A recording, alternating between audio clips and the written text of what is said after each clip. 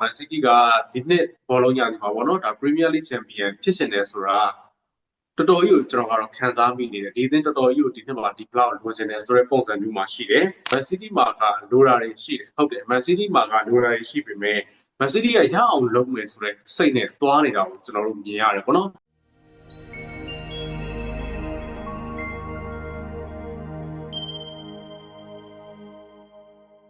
်မင်္ဂလာပါကိုရဲလင်းတော့ရေမင်္ဂလာပါကိုကြီးရေဟုတ်ကဲ့ပါကျွန်တော်တို့ဒီပိုင်းမှာတော့ဒါ Man City အသင်းရဲ့ပွဲစဉ်ကိုကျွန်တော်ပြောဖို့ဒါရွေးချယ်ထားတယ်ပေါ့နော်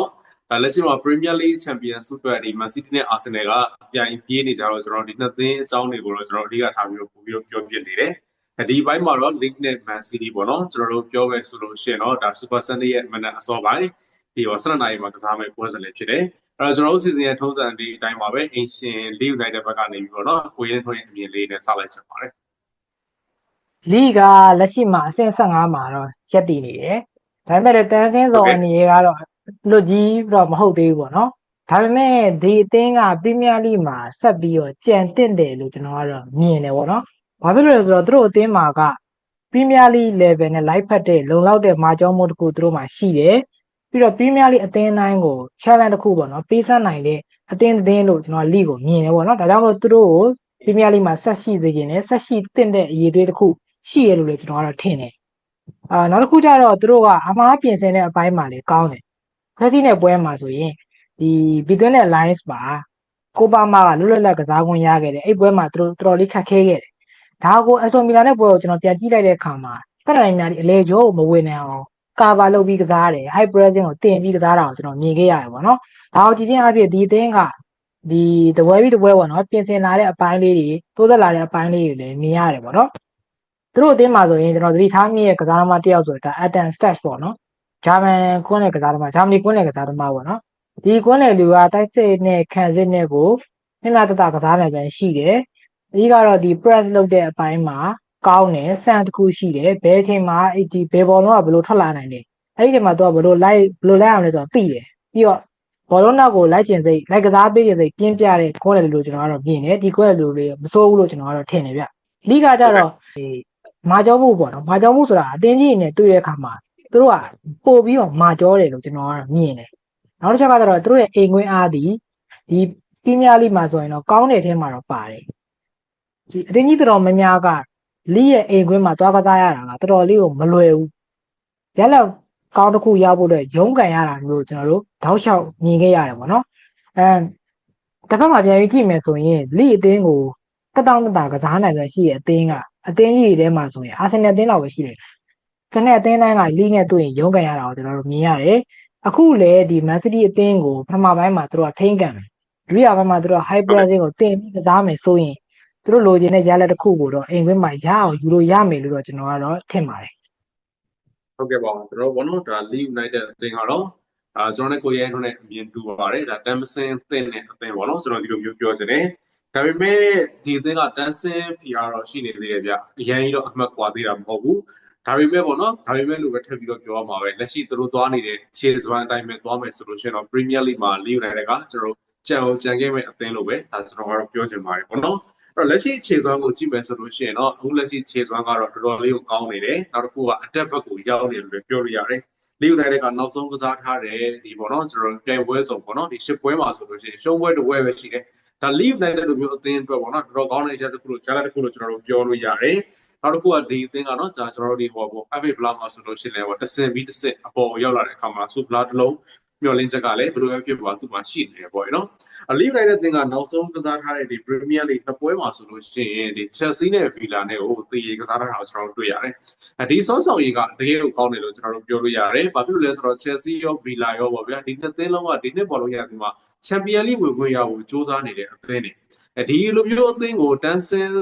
PR ရှိနေတဲ့အသင်းပေါ့ဗျာတန်းမစင်းဖို့စ조사နေတဲ့အသင်းကနောက်ဆုံးနှစ်ပွဲဆက်တည်ရကစားထားတယ်ဆိုတာကျွန်တော်လိရဲ့ဒီစွမ်းဆောင်ရည်နဲ့ခြေစွမ်းကိုဖြစ်မနေအသိမှတ်ပြုရမယ်လို့ကျွန်တော်ပြောချင်တယ်လိကတကယ်ကောင်းတယ်အဲ့တော့ဒီပွဲမှာလိကဘယ်လိုပုံစံလာမလဲဆိုတော့ပထမဆုံးလိကဒီပွဲမှာပိတ်ပြီးတော့ကစားမယ်ထုံးစံပါပဲဒီလိုပဲလာမယ်နောက်တစ်ခုကလိကဒီပွဲမှာသူတို့ရဲ့အိမ်ကွင်းမှာသူတို့လုတ်ပြနေတဲ့အရာတိုင်းပေါ့သူတို့ရဲ့မာကျုံးမှုကိုဒီပွဲစဉ်မှာသူတို့ပြသမယ် ဒီလိုအခြေအနေကနေပြီးတော့သူတို့ရလာတဲ့ဘောလုံးတွေကိုတိုက်စစ်မှု Kevin Lewis ကိုသူတို့တည်ပြီးတော့ကစားမယ်ဒီပုံစံနဲ့ပဲဒီကတော့ဒီပွဲစဉ်မှာနားမယ်လို့ကျွန်တော်ထင်တယ်ပေါ့ဗျာဘယ်လိုမျိုးလဲဆိုတော့သူတို့မျိုးပေါ့ Man City ကိုမထန်ထန်နဲ့တုံ့ပြန်ကစားမယ်ဘောလုံးတွေရလာပြီဆိုတာနဲ့ရလာတဲ့အခွင့်အရေးကို Kevin Lewis ကိုတိုက်ရိုက်ပေးပို့တဲ့ပုံစံမျိုးနဲ့သွားမယ်ကွင်းလေကနေပြီးတော့တိုက်ရိုက်ပေးပို့တာလည်းရှိမယ်နောက်ကနေပေးပို့တာလည်းရှိမယ်တောင်ပန်တွေကနေပြီးတော့ဘိုးရရောဖြစ်တင်ဘောရင်တာလည်းရှိမယ်ဒီလိုပုံစံနဲ့ပဲမြို့နယ်ကသွားမယ်လို့ကျွန်တော်ထင်တယ်ဒါပေမဲ့ဒီလိုပုံစံမျိုးကစားတာကကောင်းတယ်ဆိုပေမဲ့တပွဲလုံးတော့အလုပ်ဖြစ်ပါမလားဆိုတာလေးတော့ကျွန်တော်တို့တွေ့ရမယ်ကိုရဲတော့ပြောသွားသလိုပေါ့ပထမပိုင်းကိုတော့ကျွန်တော်တို့ပြောမှဆိုထိပြီးကစားမယ်တွေ့မှာပို့ပြီးတော့ဖွင့်ပြီးကစားမယ်ဆိုလို့ရှိရင်တော့ဖြစ်ကောင်းဖြစ်နိုင်တော့တယ်ဒါပေမဲ့တစ်ဖက်ကပြန်တွေးကြည့်မယ်ဆိုလို့ရှိရင်ပြန်ဘက်က Man City ဆိုတော့အရင်ကြီးတော့လွယ်ပါမလားဆိုတဲ့အပိုင်းတွေတော့ရှိတာပေါ့နော်ကျွန်တော်က league ကိုဘယ်လိုမြင်လဲဆိုတော့ဒီအသင်းကလိုအပ်လာပြီဆိုလို့ရှိရင်လိုအပ်တယ်လို့ counter တဲ့အသင်းဖြစ်တယ်ဒါပေမဲ့ Leeds United ကတောက်လျှောက်ကြီးကိုကျွန်တော်တို့ယုံထားတဲ့အရာကိုကျွန်တော်တို့တွေ့ရတဲ့အခါမှာဒီလိုမျိုးတောက်လျှောက်ယုံခဲ့တဲ့အသင်းကဒီပွဲစဉ်မှာမြန်ကျသွားမလားဆိုတာလေးကိုကျွန်တော်တို့စဉ်းစားရမယ်ပြောချင်တာကသူ့ရဲ့အိမ်ကွင်းမှာအသင်းကြီးတွေနဲ့တော်တော်ကြီးကိုသူကဘောနော်ရက်လက်ကောင်းယူနိုင်ခဲ့တယ်ဆိုပေမဲ့အာဆင်နယ်နဲ့ပွဲမှာဆိုတော့လေဒီတသင်းချမ်းမှာကွာခြားချက်ကတော်တော်ကြီးပြီးတော့လွယ်လင့်တကူပဲအာဆင်နယ်ကနိုင်သွားတယ်ဒီလက်ရှိလိနဲ့မန်စီးတီးကလည်းကွာခြားချက်ကတော့ရှိတာပဲဒါပေမဲ့လိကတောက်လျှောက်လည်းယုံခဲ့ရတယ်ဒီပွဲမှာရုံးခဲ့ရတာတွေကကြောက်သွားမလားပေါ့ဒီအရာကဒီပွဲရဲ့အဖြစ်ဖြစ်တယ်လို့ကျွန်တော်ကတော့မြင်ပါတယ်ပေါ့နော်ကဲဒါဆိုလို့ရှိရင်တော့ကျွန်တော်တို့ဒါအဝေးကွင်းကဒီ Man City ဘက်လေးသွားလိုက်ချင်တယ်ဒီ Man City အကြောင်းလေးပြပြပေးပါဦး Man City ကအခုနောက်ပိုင်းကျွန်တော်သတိထားမိသလောက်ဆိုရင်ပထမပိုင်းမှာသူတို့ကပွဲကိုအပြတ်ဖြတ်ဖို့ကြိုးစားတယ်ပထမပိုင်းမှာနေပွဲကိုဖျက်လိုက်ပြီးတော့ဒုတိယပိုင်းမှာသူတို့ကထိန်းကန်တယ်ပေါ့အဲ့လိုပုံစံမျိုးသွားနေရအောင်ကျွန်တော်မြင်ရတယ်ပေါ့နော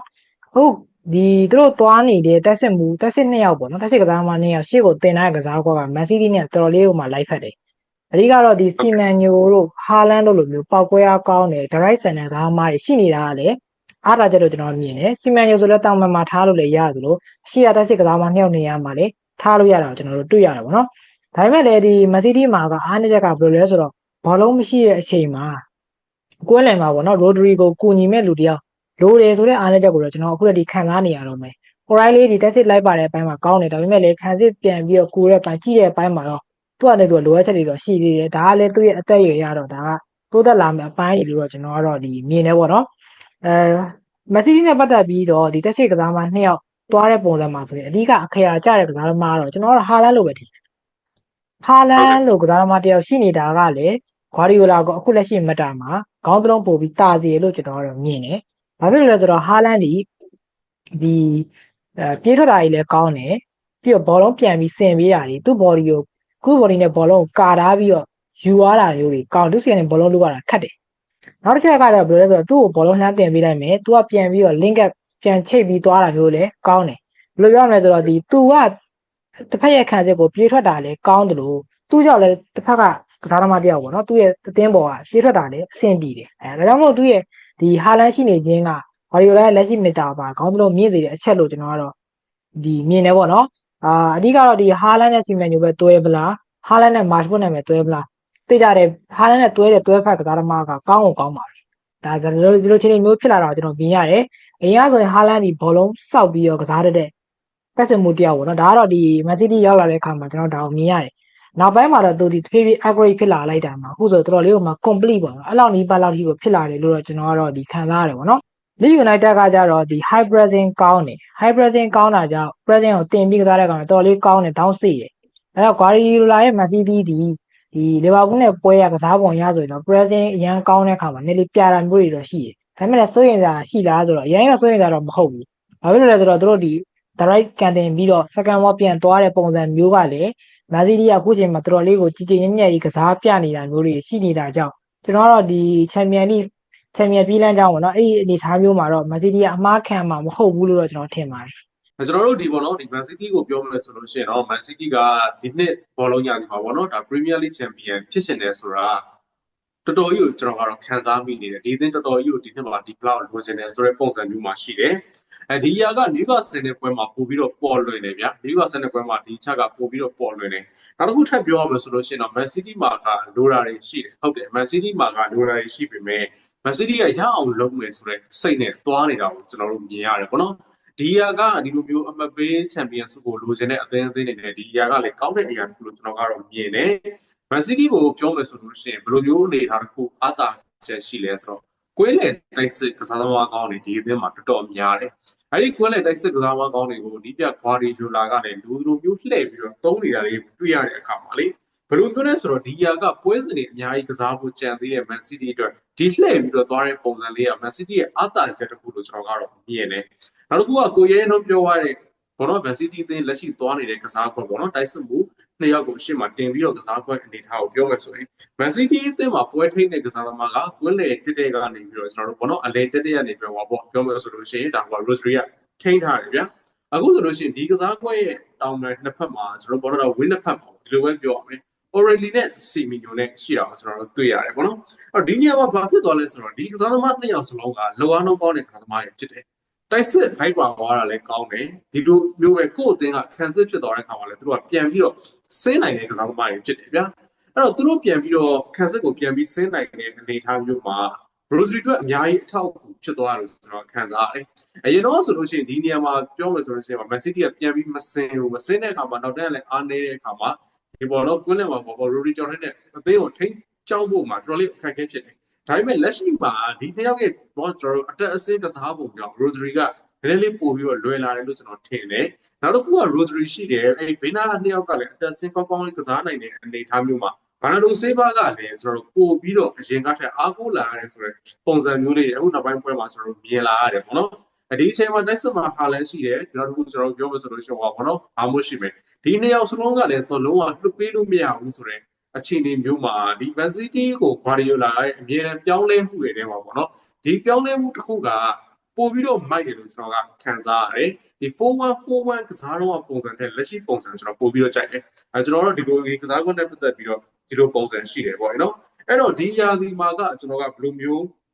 Man City ကိုဖြစ်စေချင်လဲဆိုတော့လေဒါ Champion League ကို Man City ကပုံမှန်လောက်ပဲကစားနေချင်တယ်ဒီ Champion League ကတော့ဝင်လာပြီဒီနေ့ Champion League ကိုကြည့်တဲ့အပိုင်းမှာလည်းလေအရင်နှစ်တွေကထက်ပိုပြီးတော့ခက်မယ်လို့ထင်တယ်ပြီးတော့ဒီ Man City ရဲ့လက်ရှိအနေအထားကလည်းအရင်လုံလောက်မှုရှိတာတော့မဟုတ်ဘူးစူပလာတွေအားလုံးယူဖို့အပိုင်းပါအဲ့တော့ Man City ကဒီ Champion League ကိုတော်ရုံလောက်ပဲပေါ့နော်ပုံမှန်လောက်ကစားပြီးတော့ Premier League ကိုပို့ပြီးတော့အားထည့်ကစားတာက Man City တော့ပို့ပြီးတော့အဆင်ပြေနိုင်မဲ့အရာတစ်ခုလို့လည်းကျွန်တော်ကတော့မြင်ပါတယ်ပေါ့နော်အဲ့တော့ဒီပွဲစဉ်ရဲ့ကိုရလက်ခံမတဲ့ဘက်လေးကိုသွားစင်တယ်ဒါ Leeds United နဲ့ Man City ပွဲစဉ်မှာခံမှန်းပေးပါအောင်ကျွန်တော်ကတော့ဒီ view ရှင်းလေးပဲတွေးလိုက်တာပေါ့နော်လိကဒီအသင်းကြီးတွေ